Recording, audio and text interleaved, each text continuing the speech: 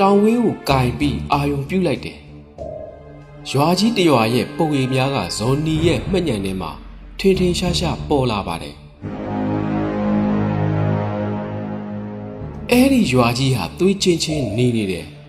ဒါဟာမကောင်းတဲ့အတိတ်နမိတ်ပဲဆိုတာဇော်နီသိလိုက်ပါတယ်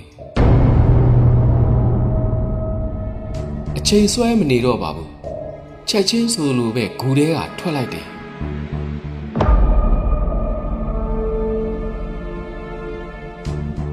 တောတောင်အသွဲသွဲကိုဖျက်ကျော်ပြီးတဲ့နောက်မှာတော့အာယုန်ထဲမှာပေါ်လာတဲ့ရွာကြီးတရွာစီကိုရောက်လာခဲ့ပါတယ်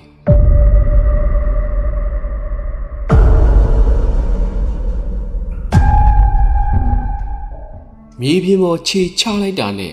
ဒီရွာကအခြားရွာတွေနဲ့မတူဘူးဆိုတာသိလိုက်ရပါတယ်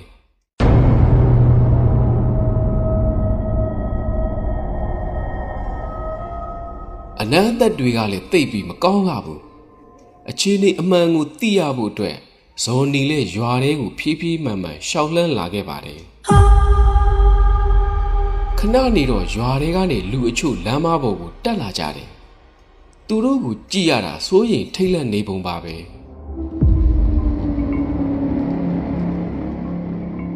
မပြောမဆိုနဲ့ရွာသားတွေကဇော်နီကိုခဲလုံးများနဲ့ပြစ်ပေါက်ကြတယ်ဟေးနေကြပါဦးငါ့ကိုဘာဖြစ်လို့ခဲနဲ့ပေါက်နေရတာလဲမင်းကမကောင်းဆိုးပါပဲငါတို့ရွာကိုဖျက်ဆီးဖို့ကြိုးစားနေတဲ့အောင်လန်းဆရာမဟုတ်လားခမည်းတော်မှားနေပြီကျုပ်ကအောင်လန်းဆရာမဟုတ်ဘူးဒီရွာကိုအရင်ကတခါမှမရောက်ဘူးကျုပ်ရဲ့အာယုန်ထဲမှာထူးခြားမှုတွေခံစားနေရလို့ဒီရွာကိုမရောက်အောင်လာခဲ့တာပါဟုတ်တယ်ကျုပ်တို့ရွာကထူးခြားတယ်ဒီလိုထူးခြားမှုတွေဖြစ်ပေါ်နေတာရပ်ပိုင်းပဲရှိသေးတယ်လွန်ခဲ့တဲ့9ရက်ကပေါ့မထင်ပဲကျုပ်တို့ရွာရဲ့အပေါ်ကိုအနီရောင်မိုးတွေရွာချတယ်မိုးရီတွေကအနီရောင်နေသွေးလိုပဲหนีရဲနေတယ်အဲ့ဒီမိုးကြီးရွာပြီးကလေးကကျုပ်တို့ရွာကန်ဆိုးတော့တာပဲ